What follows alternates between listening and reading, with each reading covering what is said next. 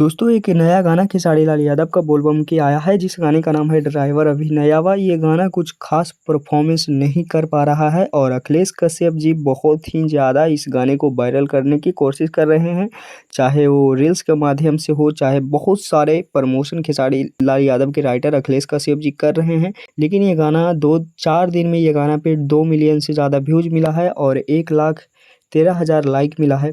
खेसारी लाल यादव का ये रील्स यही गाना पे है। बहुत ही शानदार गाना है, बहुत ही खूबसूरत बोलबम सॉन्ग है और गाना में कोई कमी नहीं है। म्यूजिक दिए हैं इस गाने में आर्या शर्मा जी, गाने में नज़र आई है सुनीता सिंह और खेसारी लाल यादव। गाने को गाए हैं खुशी कक्कर और खेसारी लाल यादव जी। और इंस्टाग्राम रील्स पे भी ये गाना कुछ खास नहीं कर पा रहा है। 5,000 से भी ज़्यादा रील्स इस गाने पे बना है, जो कि 4 दिन में बहुत ही ज़्यादा डाउन गाने पे रिस्पॉन्स मिल रहा है। आप सभी लोग को ये गाना कैसा लगा नीचे कमेंट बॉक्स में बताइएगा। फिलहाल के लिए इतना ही।